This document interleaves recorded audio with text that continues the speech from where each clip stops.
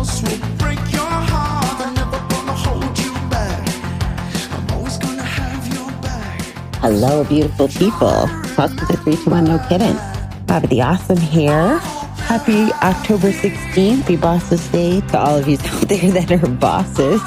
Today's reading comes to us with a quote from R.G. Collingwood. History books begin and end, but the events they describe do not. Each day we turn a new page in our recovery, and we grow more settled in our new life. As we learn to live in the present, neither fearing the future nor feeling shame about the past, we discover new pleasures in simply living. We don't have to hide our fear anymore. We don't have to suppress grief or shame or anger. We don't have to keep our real selves secret behind a veil of chemicals or gambling. But we do need to remember our old behavior is still part of us. So when I talk about an addictive, that's what I'm talking about. We may still be paying the consequences for it with legal or health problems and financial. We may still feel remorse over our actions. I'm adding words today, guys. It's all good. And we need to remember that our addiction did not end simply because we stopped using our drug of choice. We could relapse at any time if we aren't careful and don't work our program. We could replace our old addictive behaviors at any time with equally unhealthy new ones that may be harder for us to see. This is why we keep going to meetings. This is why we need our sponsor, our other program friends, and our higher power. Recovery is active. When we are working at it, we are recovering.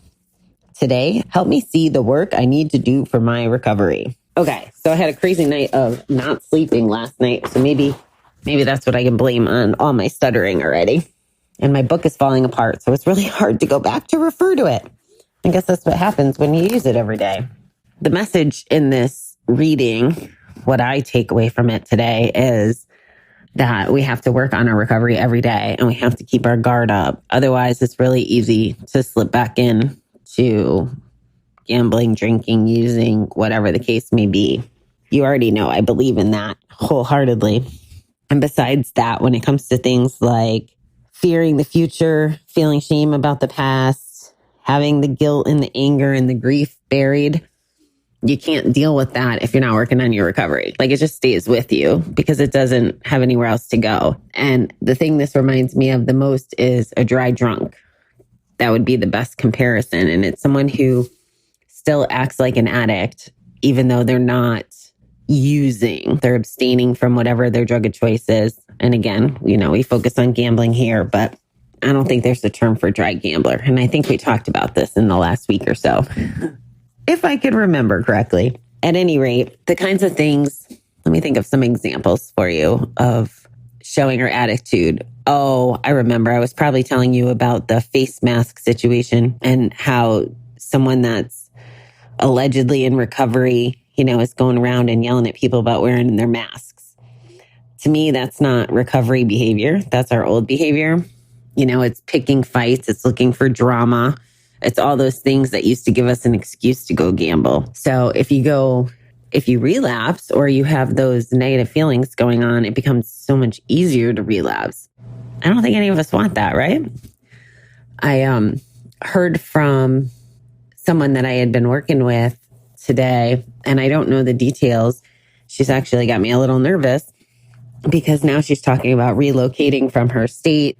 I know that she had a relapse, and I think, she's done a good job of trying. And the reason I believe we have to do the digging deep is because it just keeps proving over and over again that if we don't get to the root of it, we don't solve it, then the relapse is like intimate. It's right there. I went to a group on Saturday. I'm not sure if I told you this part, and I apologize if I'm repeating myself.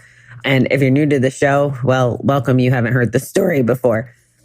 But someone in the group was talking about people reaching out, inviting him to go play poker, which was one of his games, and him saying, he wanted to stay connected and recovery is his own journey and blah, blah, blah. Now, as an outsider looking in, it's very easy, at least for me, to see who's acting with attitude instead of a good attitude and a recovery attitude. What I wonder is what flips the switch and what gets people to see their own lights. Like for me, I just, the program says life is unmanageable.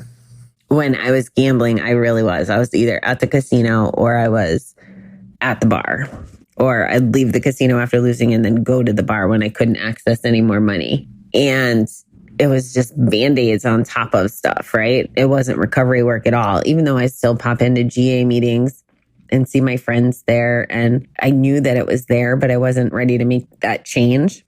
And I find it, and I don't know if this is just something that now that I've been around a while, that I can see the difference between someone having an attitude or a good attitude about their life and their recovery. And the things that this reading talks about it impacting, everything from the shame and the past and the fear, the grief and the anger and all those things that the gambling or whatever addiction covers up so you don't have to deal with it. Those can go away if you do the recovery work every day. One of my friends asked me this morning about how I made the shift from, I really don't have another term for it other than spiritual awakening. And it sounds so ridiculous coming out of my mouth as someone who doesn't even like using the G word still. But when that shift went to see all the value of all those things and relinquishing them, like just knowing they're not serving me and that I can't live my best life. And I'll tell you, you guys make it so I can't be a hypocrite either. Because if I tell you something and I'm dealing with something that's similar to what I've preached on or will preach on or what my value system says, even if it's hard, I have to fight through it. That's part of the recovery every day. And yeah, some days it sucks, but I'll tell you, most days it's absolutely fucking amazing to live in a place where, I literally went in the swimming pool today here at the hotel just because I could. And when I was in there, I'm thanking the universe for the pool and the time to be in the pool and the hotel for having a pool. Just silly little stuff. Really, how many times have you been swimming? Have you ever thanked the water for being there or just the time to sit still? It probably sounds completely ridiculous. And if I was gambling, of course, I said things like this too. I probably wouldn't have been at the pool. I wouldn't have had the money to be in a hotel.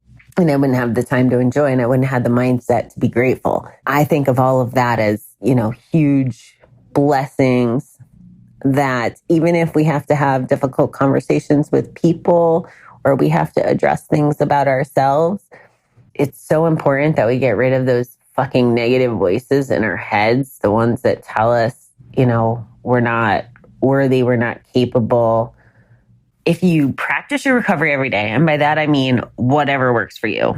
It could be 12-step. It could be just doing a reading like I do and journal about it or talk out loud about it or process it and meditate about it. Whatever you decide. It could be recovery dharma. It could be smart recovery. It could be a counselor. It could be therapy. It could be a coach. It could be whatever it is. As long as you're moving the needle and you're working on it and you're willing to be open to that digging and going through the process to get to that other side.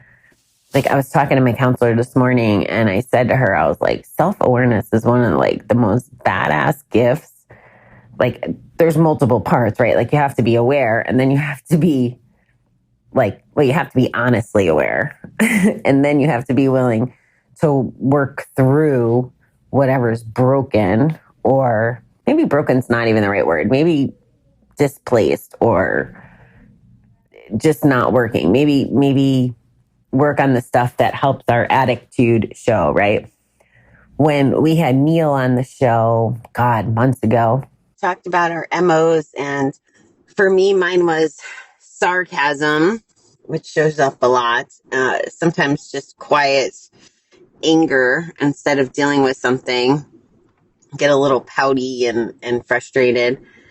And the MOs have a bigger opportunity to show up when we haven't solved whatever generates them. He talked about them as the kids in the basement. So if we still do things or exposed to things that impact the kids in the basement, our MOs are going to show up. And that's one of the ways to be self-aware, essentially, is pay attention to when your MOs are coming up. That would be a good indicator that something's not working and that we're acting with our attitude on instead of a good attitude and a healthy recovery attitude. Due to the chaos of trying to get this show done today and the speed bumps that came along with it. I'm going to leave you here for now. I think that this will probably publish late because it was a challenge to get it done and get it done well. So my apologies for that. Hopefully we will be back on track soon. I'm giving myself grace, which is, again, part of what I preach and what I practice. So it's okay. And I appreciate you being patient with me with these shows on the road. I know that, it's not exactly the consistency that I had at home. And I'm just trying to balance. I'm just trying to balance. It's important that I show up with you guys every day. And it's important that I do this adventure to reset my brain. So a lot of things going on there. All right, beautiful people. I hope you have a great day. Thanks.